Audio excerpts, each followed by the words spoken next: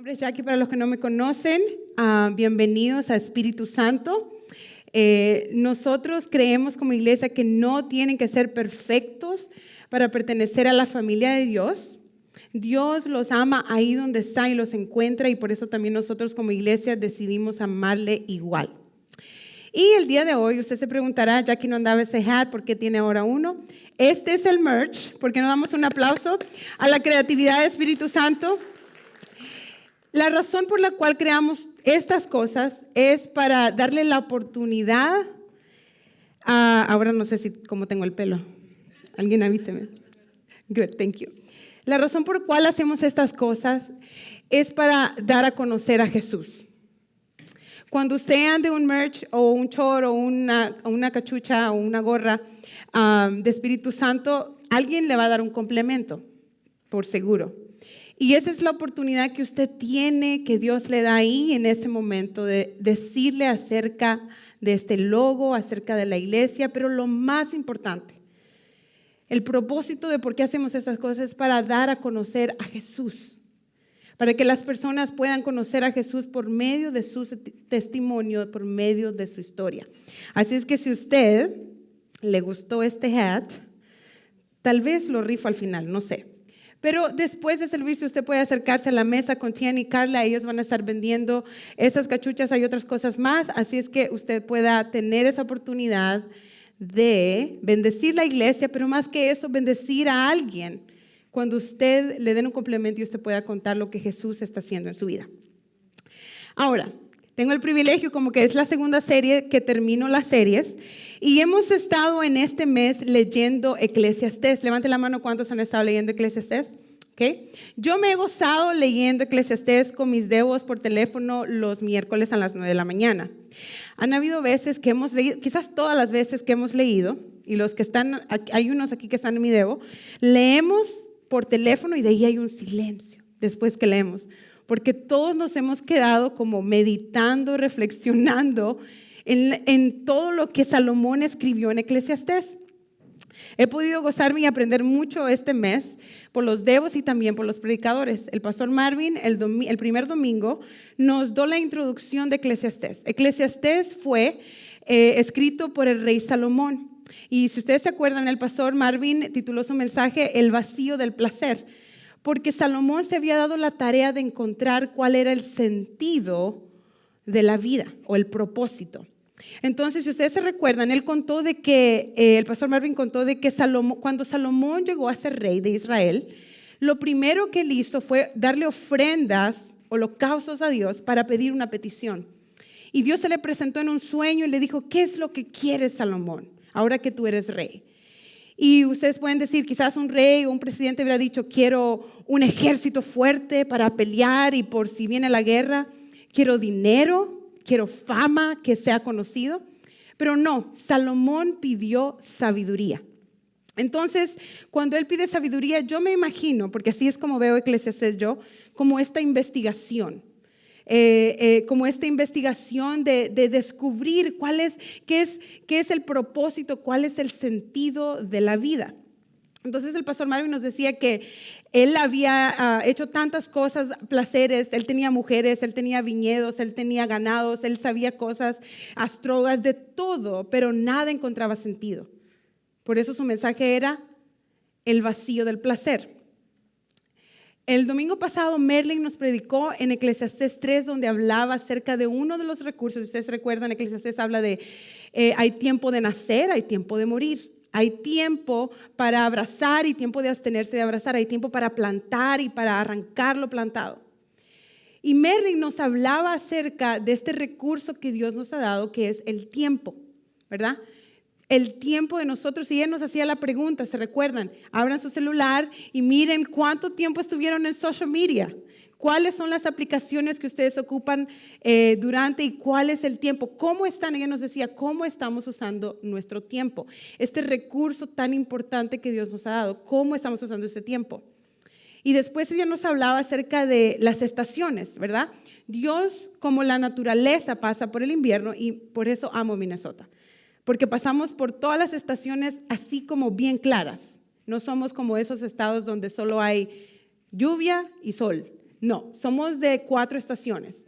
Invierno, primavera, verano, otoño y otra vez invierno. Entonces ella nos decía de que Dios nos pasa por estas temporadas, ¿verdad? Algunos están en invierno, ese tiempo duro y difícil que uno trata de buscar la paz de Dios en medio de ese tiempo. Otros están en tiempo de florecer, como la primavera. Tiempo de crecer, estoy creciendo en mi trabajo, estoy creciendo en la iglesia, estoy creciendo espiritualmente. Otros pasan por el verano, ese tiempo ocupado de moverse con la familia. Otros pasan ese tiempo de otoño, ese tiempo donde todo va más tranquilo, más calmado y entran al invierno. Pero ella nos decía de que Dios no quiere que quedemos estancados. Él nos quiere llevar de una temporada a otra temporada y ver siempre la mano de Dios. Pero al final, Merlin nos habló acerca de este tiempo que viene después de la muerte. Es la eternidad. Y en esa misma línea voy a terminar yo esta serie, la eternidad. ¿Cómo nos preparamos nosotros para ir a una eternidad con Jesús o para ir a una eternidad de sufrimiento? Todo se basa en cómo nosotros vivimos esta vida. Y le puse a mi mensaje la más importante sabiduría, porque Dios le dio a Salomón esta sabiduría humana de agarrar conocimiento y información acerca de las estrellas, del ganado, de la tierra, de los frutos, de los animales, de las personas, incluso del comportamiento de las personas. Pero también Dios le da esta sabiduría de lo alto, esta sabiduría de Dios, que es lo que yo quiero que aprendamos el día de hoy. Así es que vaya a su Biblia, los que traen Biblia y los que traen celular, y los que no tienen la aplicación en su celular, pues bájenla en este momento para que pueda seguir. Me gusta cuando las personas traen su Biblia en papel porque vienen como preparados, y cuando la tienen en su celular también, pero a veces se distrae, por eso es que no me gusta el celular, porque a veces ahí entra una notificación de Facebook y se van. Pero los que traen Biblia también, los que traen con qué anotar. ¿Por qué razón les digo esto? Porque cuando nosotros venimos a la casa de Dios, venimos a hacer 2 cosas: adorar a Dios, a darle gracias, como dijo Selwyn, pero aprender de Él. Entonces, su trabajo en el mensaje es anotar esas preguntas para que durante el día, durante la semana, usted pueda regresar y meditar, para que seamos hacedores, no simplemente oidores de su palabra. Vamos a irnos a Eclesiastés capítulo 2 y voy a estar leyendo de la versión Reina Valera, 1960. Eclesiastés 12, versículo 1. Vamos a hablar acerca de todo porque esa es la conclusión, el último capítulo que Salomón escribe de Eclesiastés para darnos a nosotros el resumen de esa investigación que él estuvo haciendo por todos estos años, que él fue rey. Eclesiastés 12, versículo 1 dice: acuérdate de tu Creador en los días de tu juventud. Acuérdate de tu Creador en los días de tu juventud, antes que vengan los días malos y lleguen los años de los cuales digas, no tengo en ellos contentamiento. Antes que vengan los días malos y lleguen los años de los cuales digas, no tengo en ellos contentamiento. Cuando estuve estudiando, lo primero que observé en este versículo es de que Salomón, cuando dice antes que vengan los días malos, no se está refiriendo al día que se te poncha la llanta, el día que te diagnostican con una enfermedad grave, el día donde tus hijos te abandonan, donde tu novio te deja. No está hablando de esos días malos. Al principio le está diciendo, acuérdate de Jehová en los días de tu juventud. Y no solo está hablando en los jóvenes de 15, 20, 30 como yo, que todavía soy joven, 40, los jóvenes de 40 y los jóvenes de 50. Está hablando de esa etapa donde todavía tu cuerpo puede ser ágil, puedes correr, puedes brincar, puedes caminar, puedes ir al baño solo, todo. Pero después de los días malos, él está hablando de la etapa ya casi para llegar a la muerte, de la vejez, cuando este cuerpo ya no puede hacer lo mismo que hacía antes. Entonces, por eso él dice, antes que vengan los días malos, antes que llegue esa etapa de tu vida donde el cuerpo ya no puede hacer lo mismo que hacías antes. No solo se trata de los jóvenes cuando estabas en 15 o 20, pero es en todo ese tiempo. Porque después, Y quiero que tengan la Biblia abierta, no lo voy a leer todo, pero les voy a ir dando partes para que ustedes vayan viendo lo que Salomón, esa es la conclusión de Eclesiastés. Desde el versículo 2 hasta el 5, él habla acerca de esta etapa cuando estés en la vejez, de este decaimiento del cuerpo. Que no vaya a ser que cuando estés ya en esa edad no encuentres nada contentamiento porque todo lo que hiciste durante la vida te estás reprochando. ¿Cuántos de ustedes conocen a viejitos amargados que no encuentran nada de placer, nada de todo ese reproche, todo eso? Porque en esa edad avanzada ya están pensando todo lo que hicieron y saben que no encuentran contentamiento en nada. Pero Salomón a nosotros nos está diciendo, yo les voy a dar un consejo para que cuando ustedes lleguen a ese tiempo tengan una mejor vida y estén preparados para la eternidad. Entonces lo que él está diciendo en los versículos del 2 al 5 hace una poesía hebrea acerca de la etapa de la vejez. Y yo lo voy a ir haciendo rápido y les voy a ir diciendo porque eso es lo que es una poesía hebrea y yo voy a ir diciendo lo que significaba. Por ejemplo, cuando él dice, cuando temblarán los guardas de la casa, refiriéndose a los brazos y las manos que se mantienen al cuerpo, ahora comienzan a temblar. ¿Saben cómo los viejitos llegan a ese momento?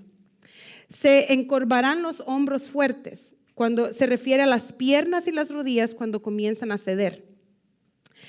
Dice, cesarán las muelas porque han disminuido, cuando se pierden los dientes y se hace más difícil masticar. Y ya pues, plaquita para aquellos. Se oscurecerán los que miran por las ventanas. Los ojos se oscurecen, o no pueden ver. Por lo bajo del ruido de la muela, los oídos se vuelven cada vez más débiles. Cualquier cosa despierta a los viejitos ya cuando duermen. Cuando se levantarán a la voz del ave, el sueño se vuelve más difícil y uno se despierta fácilmente. Las hijas del canto serán abatidas, dice la Biblia. Se refiere al canto y la música son menos apreciados. Temerán de lo que es alto y habrá terrores en el camino.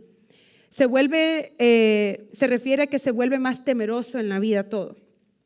Ese me gusta mucho. Florecerá el almendro, que significa cuando el pelo se te hace blanquito. Todavía no estás ahí, Luis. Todavía no, pero ahí vas, para allá vas. Todos vamos allá. Yo tengo una cana por aquí que ya me empezó a salir. Quiero ser una viejita con pelo blanco. Después dice, la langosta será una carga. Los que antes estaban activos se vuelven débiles. Y el último, dice él, se perderá el apetito. Las pasiones y los deseos de la vida se debilitan y decaen. En todo esto, Salomón nos está diciendo, antes de llegar aquí, quiero que ustedes presten atención y se acuerden de su Creador. Y después él llega a esta conclusión y nos vamos a ir a su Biblia, al versículo 9. Y es aquí donde él resume su investigación. Y él, escuche bien lo que él dice, lo que él escribe, porque lo escribe con mucha delicadeza, pero con mucha precisión y específico para nosotros poder llegar a entender que toda su vida, después de que Dios le dio sabiduría, él dedicó a investigar de esta sabiduría del mundo y la sabiduría de Dios. Y dice así, y cuanto más sabio fue el predicador, tanto más enseñó sabiduría al pueblo. Porque la sabiduría que uno tiene que sacarla para que Dios dé más. Todos aquellos que están recibiendo conocimiento tienen que agarrar y dar. E hizo escuchar, e hizo escudriñar y compuso muchos proverbios. Porque Salomón también no solo escribió Eclesiastés, pero también escribió parte de Proverbios. Procuró el predicador, o sea, él mismo, hallar palabras agradables y escribir rectamente palabras de verdad. Porque aquellos que tienen bastante sabiduría tienen que saber cómo van a explicarla para que sea entendida. Y después dijo, las palabras de los sabios son como aguijones y como clavos hincados son las de los maestros de las congregaciones, dadas por un pastor. Porque a veces las palabras sabias o el consejo a los jóvenes, cuando los padres dan un consejo, los ancianos, no queremos recibir. Son como clavos, son como aguijones. Cuesta a nosotros recibir el consejo de un sabio. Pero ahora me gusta cómo Salomón escribe y dice, ahora, hijo mío, a más de esto, sé amonestado, no hay fin de hacer muchos libros, y el mucho estudio es fatiga a la carne. Aquí es donde vemos que Salomón ya está diferenciando entre la sabiduría humana y la sabiduría de Dios, porque está diciendo, es fatiga saber mucho, tener mucha información, es fatiga. ¿Sabe? Como cuando el que sabe cantar escucha a alguien que no sabe cantar y dice, ¡ay! O como cuando alguien sabe algo mucho y está viendo a otra persona que no está haciendo las cosas como se debe, es fatiga. Y él está diciendo, no es lo importante de la vida. Pero después en el 3 encontramos el resumen, la conclusión, la hipótesis ya confirmada que Salomón les da al pueblo y les dice, el fin de todo el discurso oído es este. Escuchen, el fin de todo este Eclesiastés es este. Y aquí viene. Muy sencillo, pero muy importante. Teme a Dios y guarda sus mandamientos. Teme a Dios y guarda sus mandamientos, porque esto es el todo del hombre. Porque Dios traerá toda obra a juicio, juntamente con toda cosa encubierta, sea buena o sea mala. O sea, todo lo que nosotros hacemos, todo, lo bueno, lo malo, lo que hacen cuando nadie te ve. Uno a veces dice, nadie me está viendo, nada pasa. Lo que haces cuando nadie te ve, lo que piensas, todo lo bueno y lo malo, llegará a juicio. Y por eso Salomón dice, acuérdate de tu Creador cuando estés bien. Acuérdate de tu Creador.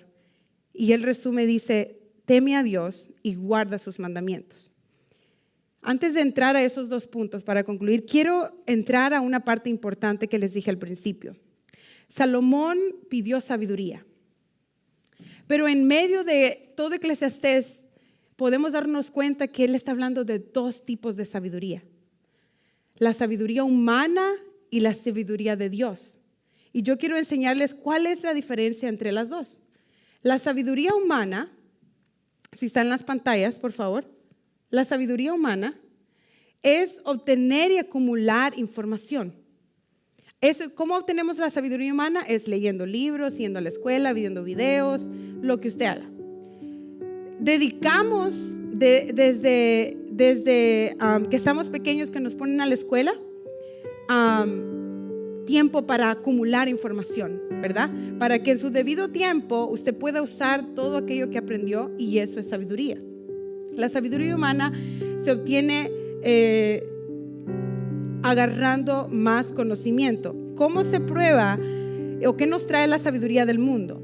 La sabiduría del mundo nos puede traer placeres, ¿verdad? Cuando tú sabes, agarras conocimiento y vas a la mecánica, estudias para ser mecánico y puedes poner en práctica todo eso y lo usas en el tiempo correcto, eso puede traer placer, puede traer bienestar. Pero también la sabiduría humana puede aturdir y puede hacernos orgullosos.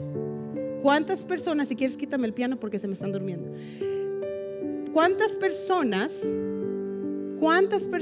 no adquieren información simplemente para sentirse bien ellos, o para sentirse grandes, o para sentirse importantes?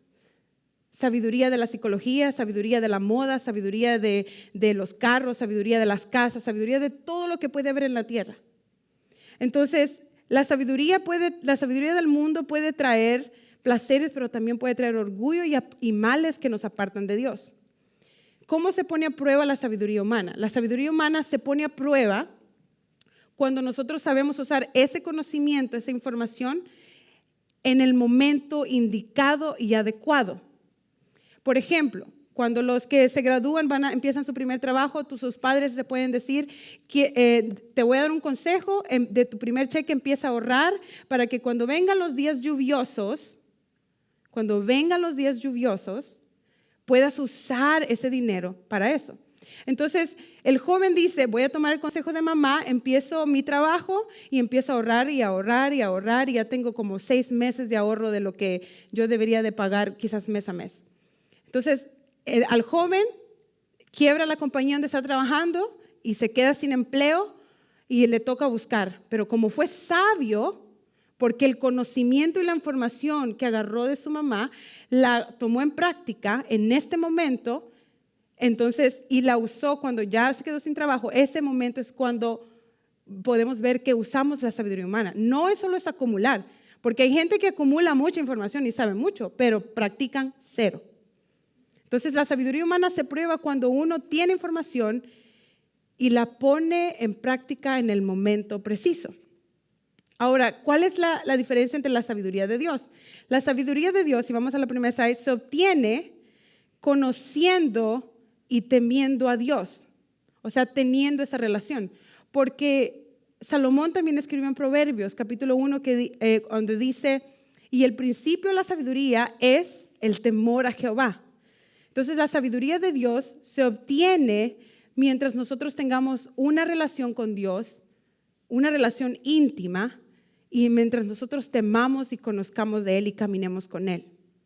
Ahora, ¿qué trae la sabiduría de Dios? La sabiduría de Dios nos da una capacidad para hablar, para actuar y reflejar el carácter de Dios. La sabiduría de Dios nos da una capacidad para que donde andemos tengamos la capacidad para hablar, actuar y reflejar a Dios. Ahora, si la sabiduría humana se prueba usándola en el momento indicado, la sabiduría de Dios se prueba cuando tengas una dificultad. En medio de una prueba, en medio de una catástrofe que te esté ocurriendo, va a ser probada si tenés sabiduría de Dios de esta manera. En nuestra reacción ante las pruebas de la vida es una señal. La reacción, cuando te pase lo que te pase, tu reacción. ¿Cómo yo reaccioné? Cuando yo le dije a Marvin este pedazo en la semana, dije, te va a gustar esta parte, porque él siempre me dice, tu reacción, Jackie, tu reacción. Y yo, Señor, dame sabiduría. No tengo. La reacción en medio de la prueba nos deja saber si tenemos sabiduría de Dios o caminamos con pura sabiduría del mundo. Porque lo que ocurre es que cuando viene la prueba, ¿qué hacemos? Acudimos a nuestro dinero, a nuestras capacidades, a nuestros amigos, a abogados, acurrimos a todo este conocimiento del mundo y nos olvidamos de obtener y poner por primero nuestra relación con Dios y obtener esa sabiduría. Pero lo más importante, una persona sabia confía en Dios, no en los hombres, ni en uno mismo. Confía, una persona que tiene sabiduría de Dios confía en Dios. Ahora, busquen su Biblia, Santiago capítulo 3. Nos habla acerca de la sabiduría y lo dice la Biblia, no lo digo yo, así es que por eso quiero que todos lo busquen. Santiago capítulo 3, la sabiduría de lo alto. Nos está hablando Santiago acerca un poco más de lo que es la sabiduría. Santiago capítulo 3, versículo 13 dice así, ¿quién es sabio y entendido entre vosotros? Muestre por la buena conducta sus obras en sabia mansedumbre. Pero si tenéis celos amargos y contención en vuestro corazón, no os jactéis ni mintáis contra la verdad, porque esa sabiduría no es la que desciende de lo alto, sino terrenal, animal, diabólica. Escuche bien. La sabiduría de este mundo es celos amargos, contención en vuestro corazón, jactancia, ir en contra de la verdad, porque esa sabiduría no desciende de Dios, sino es terrenal, animal y diabólica. Porque donde hay celos y contención, ahí hay perturbación y toda obra perversa. Pero dice Santiago, pero la sabiduría que es de lo alto es primeramente pura, después pacífica, amable, benigna, llena de misericordia y de buenos frutos, sin incertidumbre ni hipocresía. Santiago ahí nos está hablando de lo que trae, lo que más, cómo se nota la sabiduría en nosotros. Porque sí, saber mucho, incluso cuando uno predica, si uno sabe mucho, uno puede jactarse. El conocer, la letra mata, como dice la Biblia, el conocer, el saber de las cosas de este mundo puede llegar a orgullecer nuestro corazón y confiar más en nosotros y no confiar en Dios. Pero la sabiduría de Dios que Dios nos da, la podemos obtener mientras estemos en esta conexión con Dios, en esta relación con Dios, y nos ayuda a reflejar el carácter de Dios y a mantenernos confiando en Dios mientras nos encontremos en pruebas. El mejor ejemplo que yo encuentro de todo lo que Salomón dijo, de temer a Dios y obedecer sus mandamientos, es en Jesús.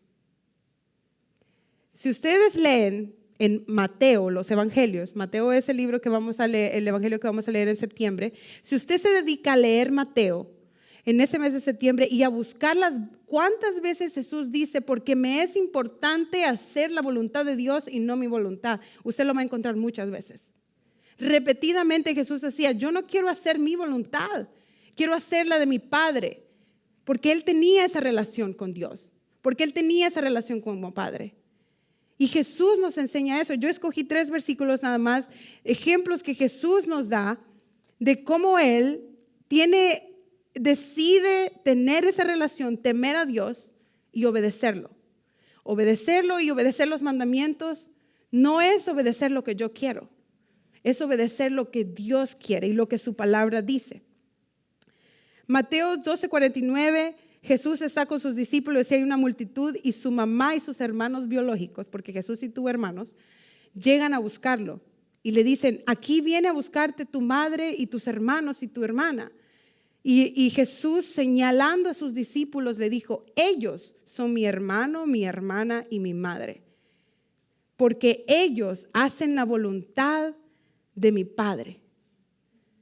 Cuando nosotros empezamos a tener una relación con Dios y nos convertimos en la familia de Jesús, en los hermanos y hermanas de Jesús. Después en Juan 5:30, Jesús dice, yo no puedo hacer nada por mi propia cuenta. Escuche bien, ¿cuántos de nosotros decimos eso? No, yo todo lo tengo que hacer, lo que yo digo. Jesús dijo, yo no puedo hacer nada por mi propia cuenta. Juzgo solo según lo que oigo y mi juicio es justo, pues no busco hacer mi propia voluntad, sino cumplir la voluntad del que me envió. Y después termina con Mateo 26, y voy a pedirle a Carla y a Emily que puedan subir al piano. Termina con esta última parte. Mateo 26 narra la historia de Jesús en el Getsemaní antes de ser crucificado. Y en medio de la prueba que Jesús tuvo, en medio de la prueba Jesús decía que no pasa de mí esa copa, que no se haga mi voluntad. Porque aún siendo Jesús 100% hombre y 100% Dios, Jesús tuvo pruebas como nosotros. Jesús tuvo angustia como nosotros. Jesús tuvo tribulación como nosotros. Jesús tuvo problemas como nosotros. Pero en medio de eso, Él decía, yo quiero hacer la voluntad de mi Padre. Pasa de mí esta copa y que no sea lo que yo quiero, pero que sea lo que tú quieres. Salomón concluye Eclesiastés y esta investigación del sentido de la vida diciéndonos 2 cosas. Teme a Dios y obedece sus mandamientos. Esos 2 consejos se basan en esto. Yo les pregunté cuántos están leyendo Eclesiastés este mes o están leyendo la Biblia por una razón. Porque yo sé que la iglesia carece de leer la Biblia. ¿Cuántos de ustedes les gustaría tener un cónyuge, una esposa, un esposo, siempre con alguien entre medio que esté pasando el mensaje? A nadie. A mí no me gustaría.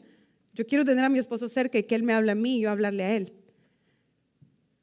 Pero cuando nos volvemos cristianos que solo venimos a escuchar palabra de Dios los domingos y no tiene su propio tiempo con Dios, usted no tiene una relación con Dios. Iglesia, Dios este día nos da un reto. Muchas personas van a la iglesia, pero no todas se van a ir con el Señor cuando Él venga. La Biblia dice, en aquel día, Señor, yo oraba, yo creía en ti, yo decía primero Dios todos los días.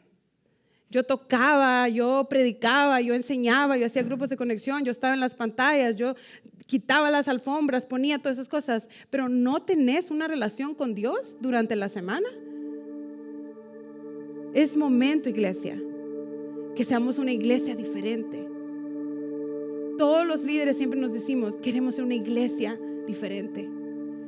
Pero ¿cómo vas a conocer a Dios? ¿Cómo vas a reflejar su carácter? ¿Cómo vas a tener sabiduría de Dios si no lees la Biblia? Si no tienes una relación directa, si no temes a Dios. Salomón dijo, todas las cosas buenas y malas y ocultas en el día de juicio, en la eternidad, ahí en ese momento van a ser probadas. Nosotros estamos vivos, tenemos salud, tenemos familia, tenemos trabajo, tenemos muchas Biblias en casa, pero carecemos de una relación auténtica, y esa es la visión del Espíritu Santo. Que puedas tener una relación auténtica, personal con Dios, que no dependas de la comida que te damos nosotros. Sí, yo la preparo, la sazono, oro por todo lo que yo voy a decir, pero lo más importante es que vos tengas una relación con Dios, que no dependas de alguien que viene los domingos aquí.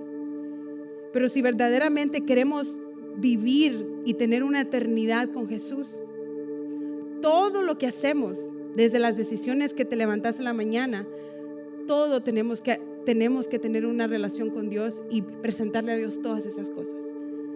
Salomón dijo, teme a Dios y guarda sus mandamientos, porque la eternidad viene, y a los que quizás vamos a envejecer y vamos a llegar a la eternidad con esa etapa que les describí de Salomón, pero quizás no. Quizás tengas un accidente después de aquí. ¿Y dónde preparaste? ¿A dónde preparaste tu alma? Estamos caminando como debemos caminar, teniendo una relación íntima con Dios y preparándonos que el día que el Señor nos llame, que el día que el Señor venga por nosotros, sea por hoy como jóvenes o en este tiempo que Él venga, nosotros estemos listos y el Señor pueda decir, entrar porque sí te conozco, escuchaste mi voz, te vi, aunque te costó hacer mi voluntad, te vi hacerla. Te vi llorar, escuché cuando clamaste por mí, escuché cuando se te hizo difícil, pero te escuché. Dios quiere tener una relación con nosotros, iglesia. Dios quiere hablarnos. Dios quiere tener una relación directa, y Él lo único que quiere es que dejemos de jugar a ser iglesia y tengamos una relación.